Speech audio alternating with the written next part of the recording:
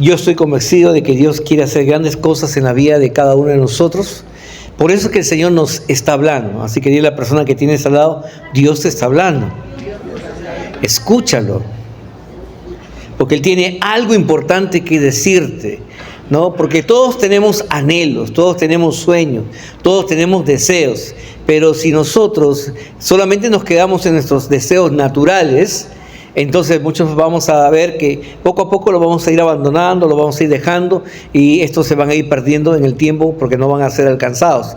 Pero cuando descansamos en el plan, en el propósito de lo que Dios ha dicho, entonces vamos a poder esperar recibir en nuestra vida todo lo que el Señor nos ha prometido, porque Dios es fiel, Dios es verdadero y Dios cumple lo que promete. Lo que Él no te ha prometido no te va a entregar, pero todo lo que Dios te ha prometido, Él siempre te lo va a conceder. ¿Por qué? Porque Él espera que usted pueda recibir sus bendiciones. Entonces quiere que usted sea una persona bendecida. Y es aquí donde usted tiene que esforzarse por conocer cuál es la voluntad de Dios, que es buena, que es agradable y que es perfecta. La falta de conocimiento de la voluntad de Dios nos lleva a vivir fuera de los propósitos del Señor. Y muchas veces nos lleva a terminar a hacer cosas que nos alejan de su presencia en vez de acercarnos. Así que yo le voy a invitar en esta hora a que usted se ponga de pie. Vamos a orar antes de empezar con esta parte de nuestro servicio, porque queremos que el Señor nos hable. ¿Cuántos quieren que Dios les hable el día de hoy? Muy bien, entonces vamos a pedirle que Dios nos hable. Así que cierre sus ojos un momento, ¿no? Y vamos a orar. Padre amado, Señor Dios Todopoderoso, en esta parte de esta mañana, Señor, hoy venimos delante de tu presencia para pedirte, Señor, que se haga tu voluntad sobre nuestras vidas, sobre la vida de nuestras familias, Señor Dios, sobre todo aquello que tú has preparado, Señor Dios, para bendecirnos. También, Padre, queremos rogarte en esta hora, Señor, por aquellos que aún no te han conocido, Señor, por aquellos que aún no han recibido el mensaje de la predicación, Señor, y mucho menos se han convertido, Señor, y son salvos. Oramos, Padre, porque en el nombre de Jesús ellos puedan, Señor, conocerte y puedan ser atraídos cada vez más y más a tu presencia. En el nombre de Jesús te lo pedimos y el pueblo de Dios dice amén. Tomen asiento, por favor. Estamos ya estudiando la parte final del libro de Habacuc, ¿no? Hemos visto el capítulo 1, capítulo 2 y el capítulo 3. ¿Por qué nos estamos deteniendo tanto en este libro del profeta Habacuc? Ya el profeta Habacuc se nos presenta o se nos revela en medio de un tiempo donde hay mucha similitud entre lo que se vivió en aquel entonces el pueblo de Judá, que conocía a Dios pero que practicaba actos de injusticia, con nuestros tiempos, en el cual hoy tenemos la Biblia, tenemos la palabra de Dios, conocemos la voluntad de Dios, pero muchas veces seguimos obrando no como Dios quiere, sino como el mundo quiere, ¿no? Y sigue habiendo muchos actos de injusticia. Y entonces vamos a ver que esos actos de injusticia provocaron en el corazón del profeta que pues se quejara contra Dios, ¿no? Porque decía, Señor, ¿cómo puedes ser tan indiferente a este accionar que tu pueblo está teniendo? Y se acuerdan luego cuando Dios les revela el plan que iba a levantar una nación que los iba prácticamente castigar, ¿no? Con una nación muy severa. Peor todavía se queja porque dice, Señor, no puede ser posible que nosotros, que somos menos pecadores que ellos, tú nos vas a usar un pueblo más pecador para castigarnos a nosotros. ¿Por qué? Porque él no entendía el plan de Dios, no entendía cómo es el accionar de Dios y no entendía el propósito de Dios en medio de esa acción. Como muchos de nosotros el día de hoy no entendemos. Venimos a la casa de Dios, escuchamos, pero no entendemos. ¿Por qué? Porque recuerden, la mente de muchos está entenebrecida, ¿no? Muchos pueden escuchar, pero no entender. Pueden ver, pero no pueden captar la imagen completa de lo que Dios está diciendo. Porque dicen que en los últimos tiempos se ha sido liberado un espíritu de estupor, ¿no? Sobre la iglesia. ¿Para qué? Para que justamente ellos no entiendan. ¿Y eso es por qué? Porque hay una gran indiferencia. Venimos más por un acto religioso que por verdaderamente tener un encuentro con Dios.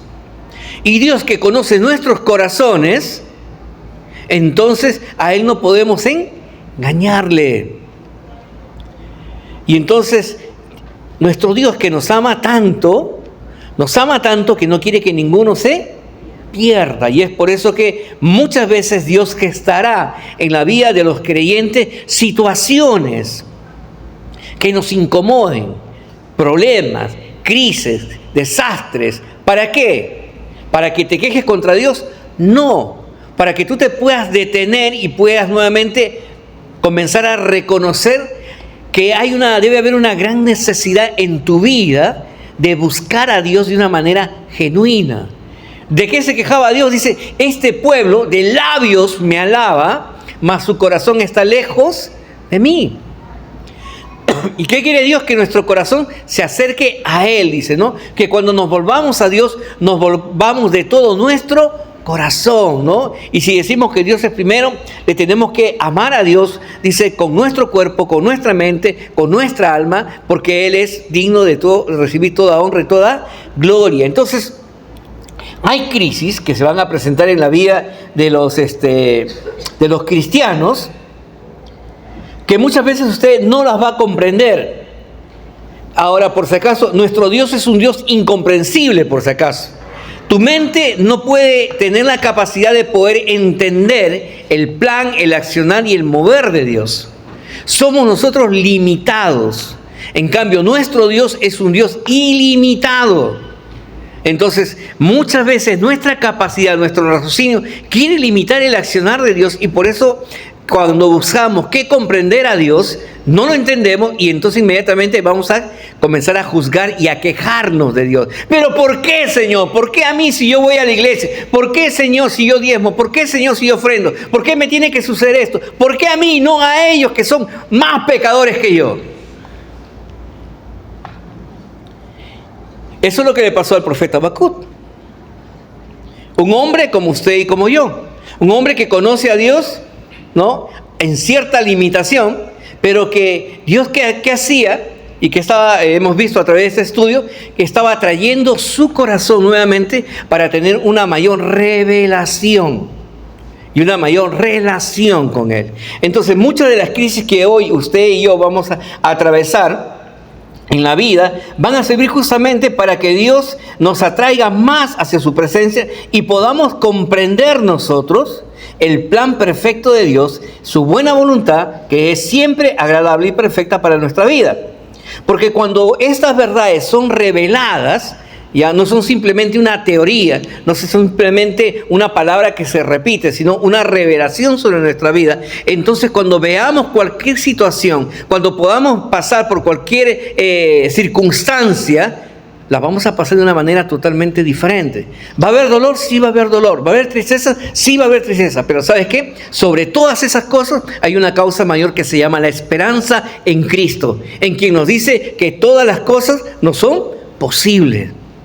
Porque el Señor peleará nuestra batalla y Él nos va a levantar de esa situación pues tan engorrosa. Ahora, pero ¿qué es lo que Dios nos va a requerir en ese proceso de las crisis? Es que usted va a tener que ser moldeado. Es donde usted va a tener que atravesar por ese desierto, por ese valle, y donde su carácter va a ser transformado. La esencia de sombría, la esencia de su feminidad, se tiene que amoldar al plan y al diseño perfecto de Dios.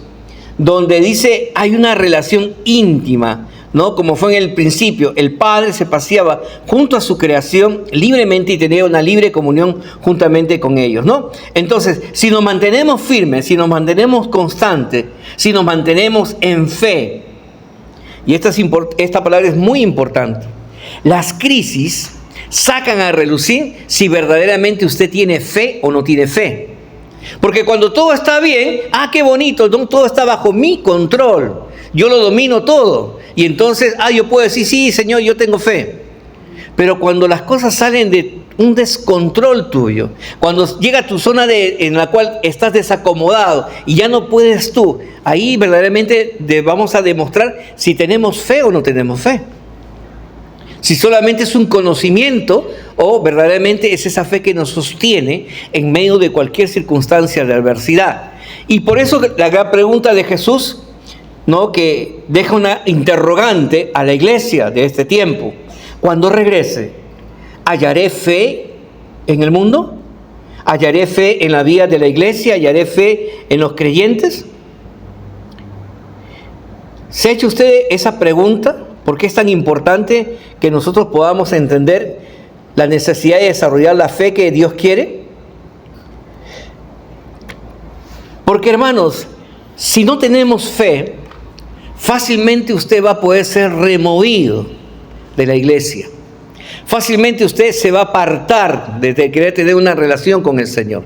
Por eso que el apóstol Pablo, que tuvo que pasar, ser apedreado, ser encarcelado, casi ahogarse en naufragios, a ser azotado, ¿no? Y pasó una serie de calamidades en su vida, pero él dijo, no, se mantuvo, dice, firme y de pie en fe.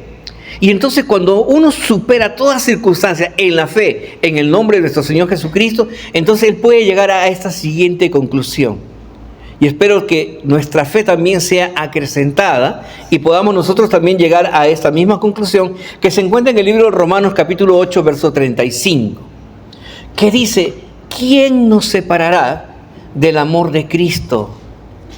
¿Quién? ¿Tribulación? ¿Angustia? ¿Persecución? ¿Hambre? ¿Desnudez? ¿Peligro? ¿O espada?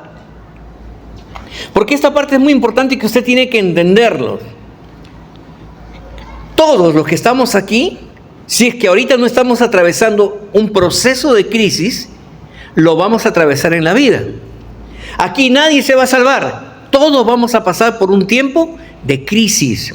Y la crisis nos va a decir a nosotros si verdaderamente tenemos fe, si verdaderamente estamos confiando, ¿no?, en esa relación íntima con el Señor que nos va a sostener en medio de cualquier circunstancia, por más adversa que ésta pueda ser. Entonces, es importante que usted como miembro de esta iglesia y de la iglesia del Señor no ignore que usted va a tener que atravesar un tiempo de crisis. Ah, pero yo vengo a la iglesia para que todo esté bien en mi casa. Dígame dónde dice eso en la iglesia, en la Biblia.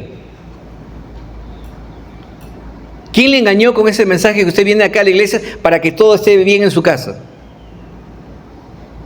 La palabra de Dios dice bien claro y nuestro Señor Jesucristo lo dice en su palabra. En el mundo tendréis, ¿qué cosa? Aflicción.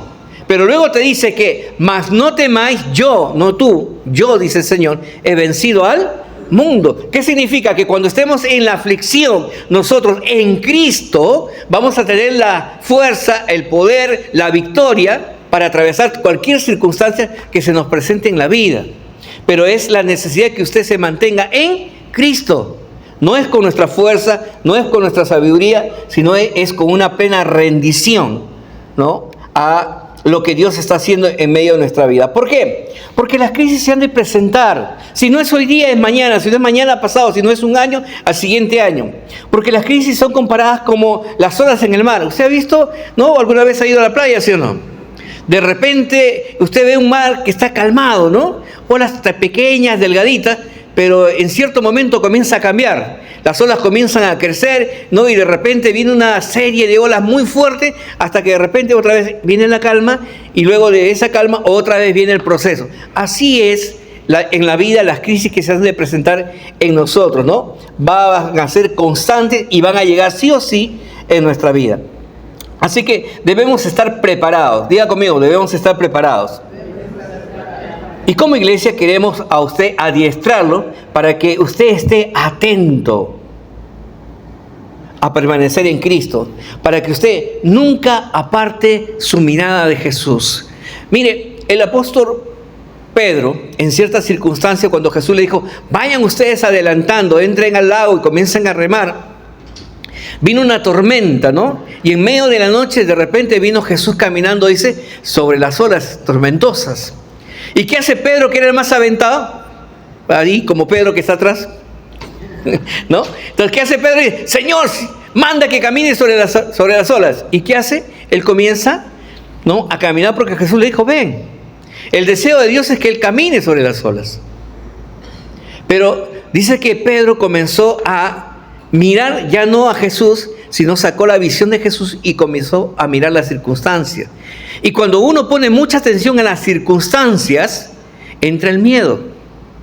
Y una de las causas del temor es justamente amenguar tu fe. Porque el temor anula la fe. Y como consecuencia, su fe de Pedro bajó. ¿Y qué ocurrió con él? Comenzó a hundirse. Pero gloria a Dios que aquí también hay otra enseñanza, que él luego dice, gritó, Señor, sálvame. ¿Y qué hace el Señor? Salva, pues. Porque el Señor siempre está al alcance de una oración genuina, de corazón. Porque Dios siempre nos quiere responder a nosotros. Pero queremos que usted y todos los que están aquí sean adiestrados a nunca apartar la mira de los ojos de nuestro Señor Jesucristo. Entonces, porque cuando nosotros nos enfocamos, hermanos, en la verdad de Dios, así nos toque pasar por la situación de crisis más difícil, ¿no? Como la última que hemos tenido con relación a la pandemia. Cuando la muerte rondaba alrededor de las casas de muchos. Cuando no había trabajo, cuando no había la forma de salir y conseguir alimentos necesarios para la casa, ¿no? Entra el temor. Pero cuando uno está en Cristo, uno permanece firme y uno no entra en miedo, sino que dice que uno entra en una alabanza, en una adoración, ¿no? Y en una declaración del amor, la gracia y la bondad del Señor. Y eso justamente es lo que le pasó al profeta Habacuc. Habacuc tuvo que pasar por el proceso de la ira de Dios, donde el Señor hizo que los caldeos atravesaran pues todo el reino de Judá e Israel y los conquistaran y los deportaran, ¿no? Y él experimentó todo ese dolor. Pero todo ese dolor simplemente le sirvió para que él pueda entender que era necesario que Judá atraviese por esa circunstancia para que ellos puedan nuevamente volverse a Dios de todo su corazón. Y cuando él pudo comprender el mensaje de amor de Dios en medio de esa situación, entonces su manera de orar, su manera de buscar a Dios, su manera de relacionarse con Dios fue totalmente distinta. Ahora conocí, Señor, tu palabra. ¿Y qué dice inmediatamente en el capítulo 3? Y temí, dice a esa palabra, ¿no? Porque hemos dicho que todo lo que Dios dice lo cumple, tanto para el tema de la ira de Dios, como también tanto para las promesas del Señor. Por eso que después de esa vivencia, en el libro de Habacuc, capítulo 3, versos del 17 al 19, él hace la siguiente oración y la siguiente declaración, que espero que usted también la pueda hacer. Dice la palabra de Dios, aunque la higuera no florezca, ni en las vides haya frutos, aunque falte el producto del olivo, y los labradores no den mantenimiento, y las ovejas sean quitadas de la majada, y no haya vacas en los corrales. Lo que está diciendo Habacuc es que Israel era un pueblo que se dedicaba justamente a la agricultura. Se dedicaba, dice, a la ganadería. ¿Y qué le está diciendo? Cuando no tengamos ya el sustento a lo cual estábamos acostumbrados, cuando no tenemos ya la dependencia de lo que por siglos viene siempre sobre nosotros, Señor, en medio de toda esa circunstancia, Él hace la siguiente declaración. Dice, con todo, verso 18, yo me alegraré en Jehová y me gozaré en el Dios de mi salvación. Jehová el Señor es mi fortaleza. Pero muchos dirán, pero pastor, ¿cómo que yo me voy a gozar cuando tengo una necesidad? ¿Cómo yo me voy a gozar cuando tengo un problema? ¿Cómo yo puedo sentirme bien en medio de ese proceso? Claro, cuando lo pensamos desde nuestra lógica natural y dejamos que ese enfoque sea mayor que lo que Dios dice, entonces vas a entrar en desesperación. Pero cuando tú vas a la fuente de aquel que es verdadero, de aquel que es fiel, de aquel que siempre hace y cumple lo que dice, entonces las cosas cambian. Porque ya no eres tú el que se encarga de tener el control, sino que vas a permitir que Dios tenga el control sobre su vida. Y entonces por eso que el profeta le dice, con todo yo me alegraré. Porque ¿cuál es una de las evidencias más notorias de la fe? ¿Sabe cuál es la evidencia más notoria de una fe? Cuando usted ora o hace una oración, es que usted ya no puede estar triste. Es que usted ya no puede estar en ese mismo dolor, en esa misma angustia. Porque si no, tú no estás demostrándole a Dios que estás creyendo en Él. Por eso dice la palabra de Dios que cuando ores, cuando te acerques a Dios, tienes que creer que Dios existe y que Él es galardonador, o sea, que da la recompensa, que retribuye a quien le busca de todo su corazón. Por eso que inmediatamente que una de las evidencias de tu fe es que tu rostro cambia. Ya no puedes vivir en angustia y desesperación. ¿Y ahora qué voy a hacer? ¿Qué vamos a comer? ¿Y mis hijos? No, ya no puedes vivir, sino que esperas con gozo, con cántico, con alabanza, la respuesta de Dios. Muchos de nosotros oramos y decimos que tenemos fe, pero seguimos angustiados, seguimos preocupados, seguimos afanados. ¿Y tú crees que hay fe en esa oración? Señor, oro por una casa. Y después de 6, 5 meses, Señor, ya no oro por una casa, un departamento. Ya no una tierrita. ¿Ahí hay fe en esa oración? No hay fe. ¿Por qué? Porque la palabra de Dios nos dice en el libro de Hebreos, ¿qué cosa es la fe? ¿La certeza de qué? Ajá, la convicción de aquello que no es, pero que sabes que es una realidad. Entonces, si tú has orado con fe, ¿por qué estás triste? Entonces quiere decir que la fe es una necesidad en la vida nuestra como cristianos. Y es una necesidad que desarrollamos, ¿ya? Solamente en la intimidad, en la presencia de Dios. No hay otro lugar donde tú puedas desarrollar tu fe. Porque ¿quién es el autor y consumador de nuestra fe? Nuestro Señor Jesucristo. ¿Y cómo Jesús se va a revelar a nuestra vida? Cuando tengamos intimidad con Él.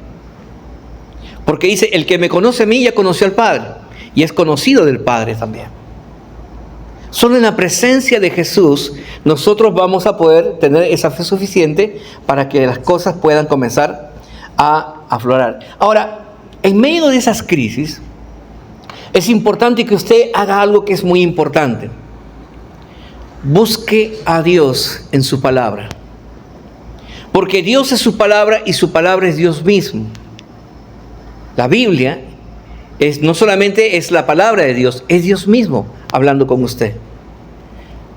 Y en los momentos de crisis, en los momentos de gozo, en los momentos de triunfo, vaya usted siempre a la palabra de Dios. Búsquelo a Dios ahí. ¿Por qué? Porque Él es la respuesta a toda gran necesidad que usted pueda tener en su vida.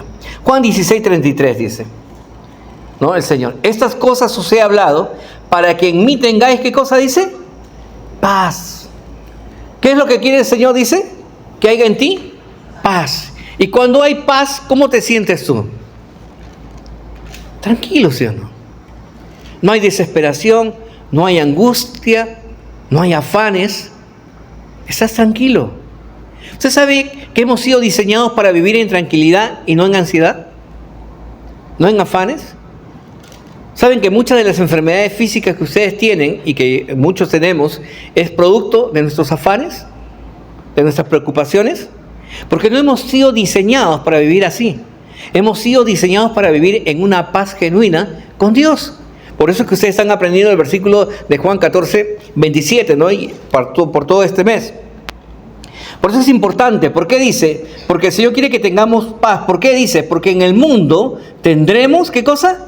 Aflicción. Pero ¿qué nos dice el Señor? Debemos confiar en Él, porque yo he vencido al mundo. Y nuestra confianza tiene que ser tan plena que tiene que haber gozo cuando estamos bien, tiene que haber gozo cuando estamos enfermos, tiene que haber gozo aún cuando haya crisis económica, tiene que haber gozo aún cuando haya la pérdida de un familiar. Porque si usted sabe que ese familiar está en Cristo, usted sabe que ya simplemente se nos adelantó al reino prometido. Y entonces usted no puede estar triste, o no debería de estar triste. Escuche lo que un hombre entendido en la fe puede decirle a Dios en un momento tan difícil. ¿Cuántos han leído el libro de Job? Era un hombre muy rico, tenía muchos bienes, tenía muchas propiedades, tenía una buena familia, pero Dios dice que todo eso lo perdió. Y en el libro de Job, capítulo 1, verso 21, en la parte B dice, este hombre hace una declaración después de haberlo perdido todo. El Señor dio, y el Señor, ¿qué cosa dice? quitó. Ah, renegó contra Dios. No, él dijo, bendito sea el nombre del Señor. Porque él sabía que los planes de Dios son mejores que sus planes. Hay veces, hermanos, nos cuesta a nosotros salir de nuestros planes. Ah, no, es que yo ya hice planes para esto. Porque mis planes son buenos. Ah, yo voy a pasarla bien, voy a disfrutar con mi familia. Y pensamos que esos planes son mejores que el plan que venir a la casa de Dios y escuchar a Dios.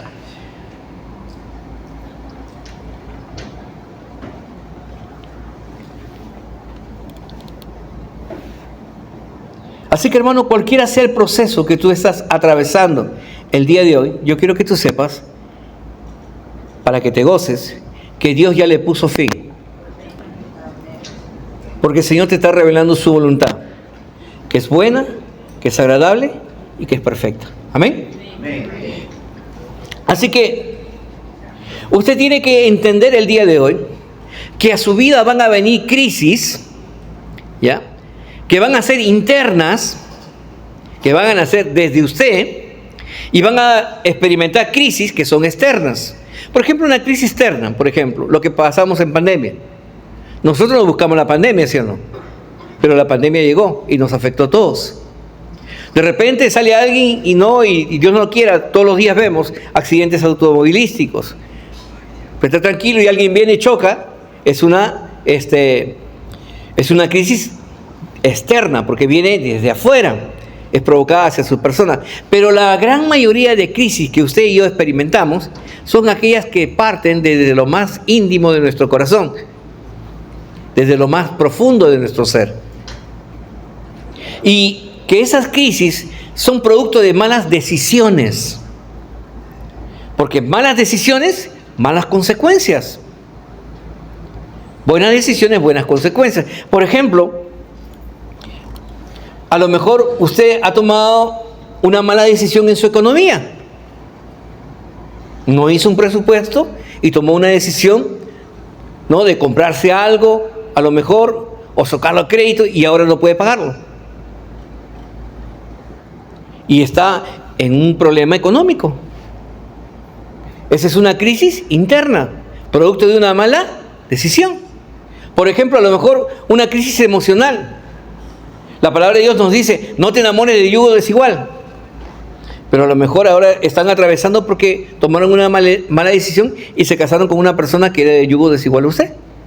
Y ahora no le deja venir a la iglesia, no le deja orar, no le deja crecer. Y está en una crisis interna. O a lo mejor una crisis familiar. Nuestras palabras fueron ásperas en vez de lo que Dios dice en su palabra, que de nuestro labio deberían salir palabras dulces, que edifiquen, que construyan, no que destruyan. También, pues, ese tipo de crisis son producto de las decisiones. Y usted en todo momento de su vida toma decisiones. E incluso en esta mañana, antes de venir aquí, usted tomó una decisión. ¿Voy o no voy? No es que yo sentí. Muchos nos pensamos que nos movemos por lo que sentimos. No, nos movemos por lo que decidimos hacer. Y ves, por eso que el Señor dice, ahora que conoces tú la bendición y ahora que conoces la maldición, escoge. Ahora que conoces tú la salud o la enfermedad, escoge qué palabras vas a declarar para tu vida. Entonces, qué importante que nosotros podamos entender que los procesos que tenemos que atravesar a diario, procesos de crisis, nos tienen que llevar a que dentro de nosotros sea formado el hombre que Dios quiera, la mujer que Dios quiere, la familia que Dios quiere de ustedes y la nación que Dios espera de Perú. Para eso es que vamos a tener que atravesar esas circunstancias que nos van a llevar, pues, a poder caminar en esos tiempos difíciles. En los tiempos difíciles debemos de aprender a tener una plena confianza en Dios, sabiendo que su palabra siempre sale en favor de nosotros.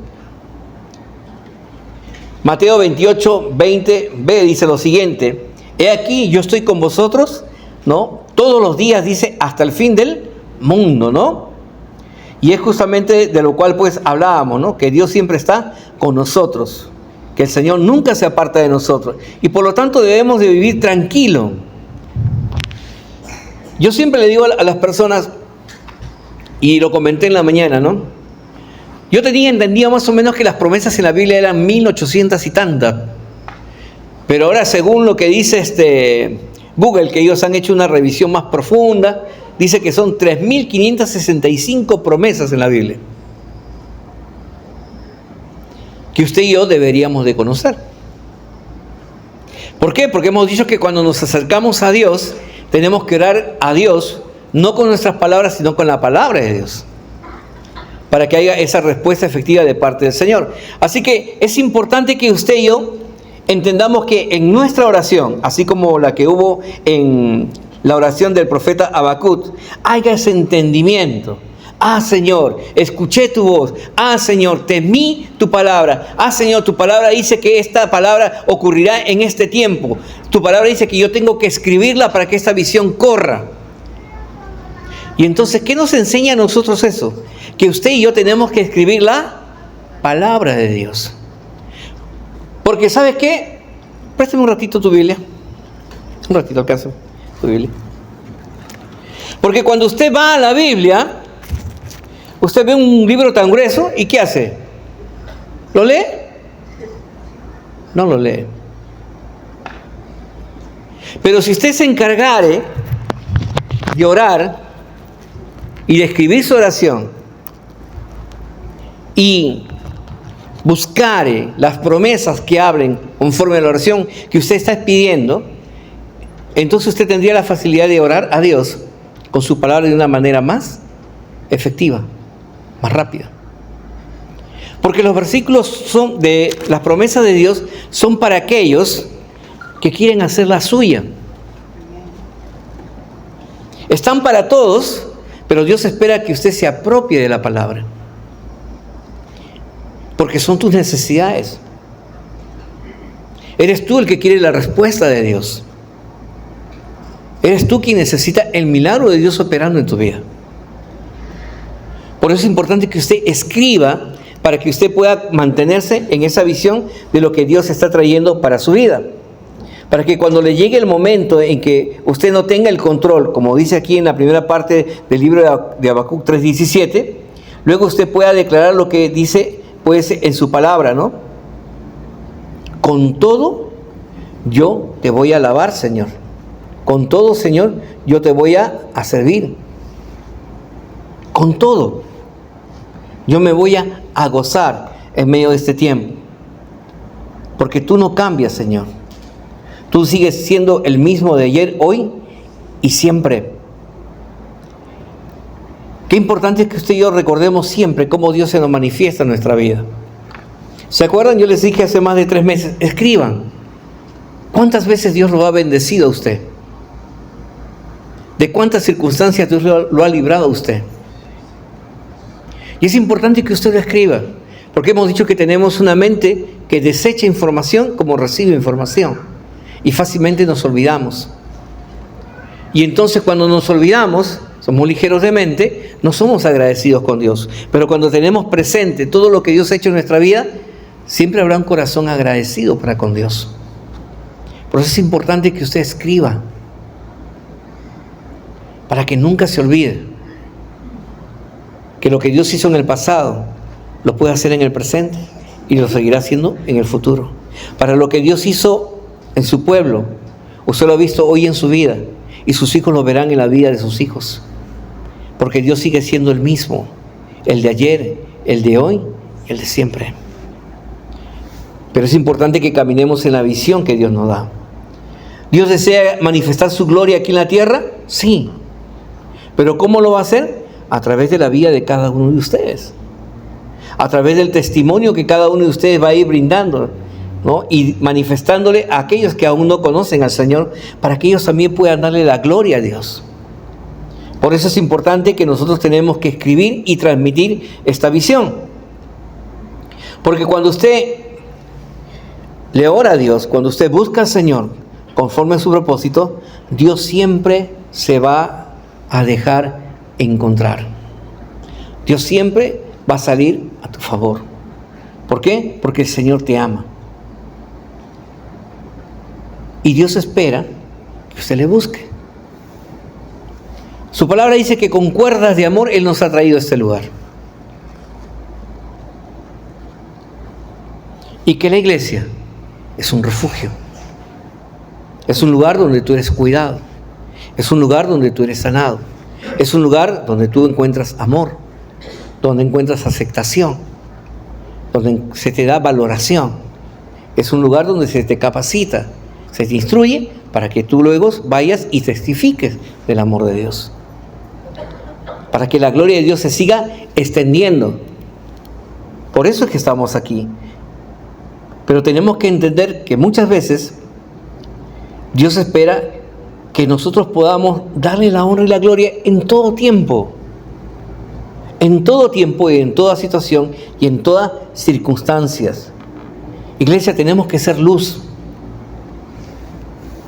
Porque este mundo está lleno de tinieblas. Nos quejamos de la violencia, nos quejamos de la delincuencia, nos quejamos del mal gobierno, nos quejamos de todo lo malo. Y eso es lo que también hacía Habacuc, se quejaba de todo lo malo. Pero yo creo que ha llegado el tiempo que la iglesia tiene que dejarse de quejar.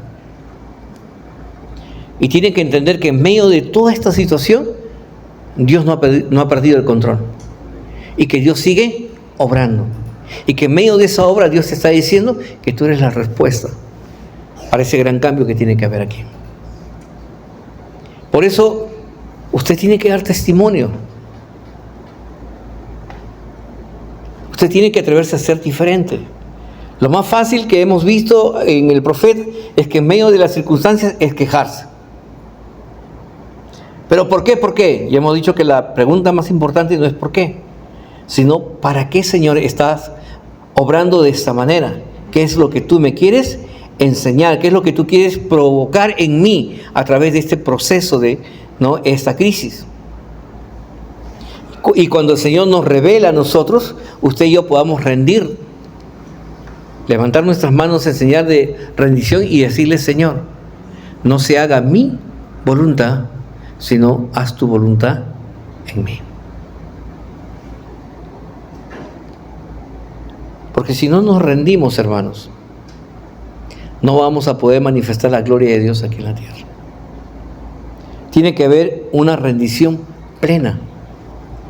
Por eso es que cuando usted cruce esa puerta cada semana o cada vez que haya una convocatoria, usted tiene que bajar. Usted tiene que humillarse en la presencia del Señor. Usted tiene que rendirse ante el Señor. Porque en medio de las debilidades tuyas es cuando Dios más se fortalece. En medio de esa razón tuya, cuando tú dices: Señor, ya no puedo, es cuando el Señor te dice: ahora me toca a mí. Y ahora vas a ver mi gloria. Pero necesitamos aprender. Porque hemos dicho que cuando pasamos por ese proceso y aprendemos la lección, entonces nos va a ser más fácil entender lo que Dios nos está pidiendo que aprendamos en medio de este proceso. El profeta entendió su palabra. Y lo primero que hace es pedirle al Señor: aviva en mí. Diga conmigo: aviva en mí tu palabra. Porque dice que su palabra es viva y eficaz. No es una palabra que se pierde. No es una palabra que no produce fruto. Es una palabra que es poderosa, que es viva y que es eficaz. Y entonces, si nosotros creemos en esta palabra, entonces cuando entremos al trono de la gracia de Dios para pedirle: Señor, ¿sabes qué? Por ese terreno para la iglesia. ¿Sabes qué, Señor? Por la salud de tal persona o por el fortalecimiento de tal matrimonio. Va a acontecer así. ¿Por qué? Porque la palabra de Dios tiene poder y es viva y es eficaz. Y porque siempre le vamos a decir al Señor que tu voluntad es mejor que la nuestra. Por eso, cúmplase aquí en la vida de cada uno de nosotros. También dice que usted y yo tenemos que comenzar a avanzar en lo que Dios quiere en su palabra. Y esa palabra justamente nos dice que tenemos que reconocer que Dios es Dios, pues. Que usted debe dejarse controlar por Dios y usted no querer controlar a Dios. Ah, Señor, si me bendices, hace esto. Señor, si me sanas, voy a la iglesia. Señor, si haces aquello. No, normalmente la gente que va cuando tiene una necesidad de estas procesiones, hacen un montón de promesas, ¿sí o no? Y si no las cumplen, no están dispuestos a hacer nada. Así somos nosotros también.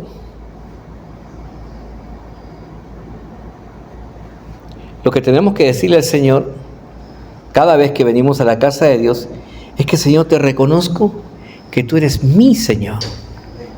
Yo soy tu siervo. Yo tengo que hacer lo que tú dices que yo debo de hacer.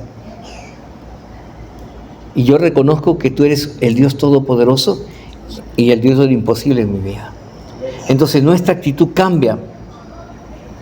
¿Por qué? Porque cuando usted conoce los planes de Dios, los propósitos de Dios, entonces usted le va a dar la gloria al Señor, porque sabemos que esa voluntad siempre es buena, agradable y perfecta.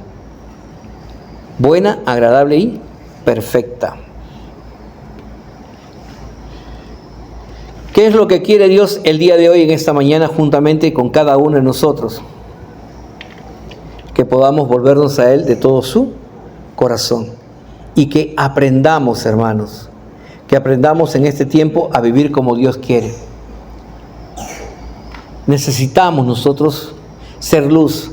Necesitamos que aquellos que no conocen a Jesús lo conozcan. Y la única forma de hacerlo, iglesia, es el boca a boca. O sea, que significa que usted predique la palabra.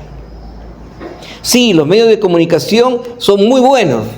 No, el Zoom, la internet, no, usted puede hacer su WhatsApp, todo lo que quiera. Puede ser muy bueno, pero el método más efectivo es el 1 a 1. ¿Por qué? Porque no solamente vas a poder hablar, vas a poder tocar a la persona.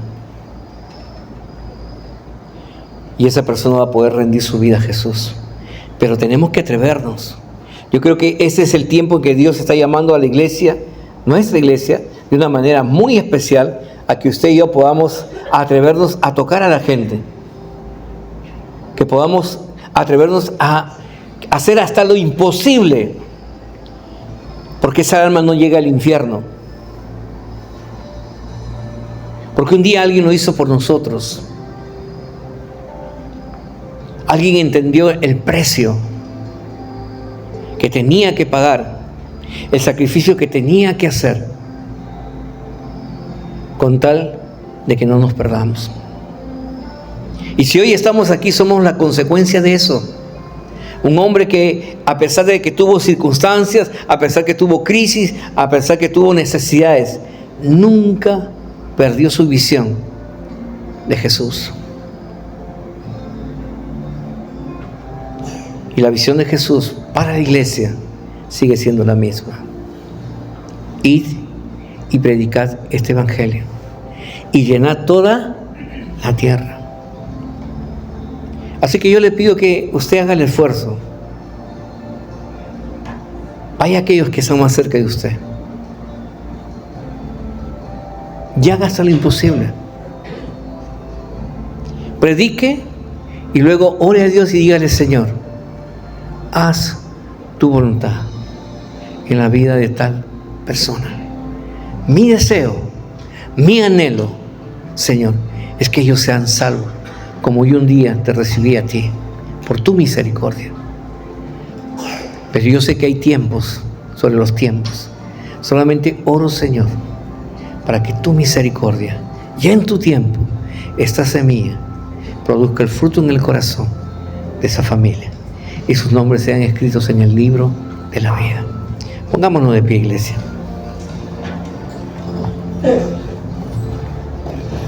Tiempos de crisis no son tiempos extraños para nosotros. Los estamos viviendo. Y la Biblia es un espejo donde nosotros tenemos que aprender a mirarnos. Y la vida de los siervos de Dios, como el profeta Habacuc, es simplemente una imagen en la cual usted tiene que tomar lo bueno y aprender de ello. Porque Dios quiere derramar su bendición sobre la tierra. Y Dios te quiere usar a ti, y a cada uno de los que estamos aquí. Pero tenemos que sacar la mirada de la crisis, de los problemas, de las necesidades, y poner la mira en aquel que es el único que puede traer la solución que necesitamos a nuestra vida. Separados de Él, nada podemos hacer. Pero usted ya lo sabe aquí. Ahora bájelo aquí. Porque cuando haya esa revelación, todo este lugar estará lleno de personas. Porque la pasión arderá en sus corazones y nosotros no dejaremos un día sin predicar de Jesús. ¿Podemos darle un fuerte aplauso al Señor?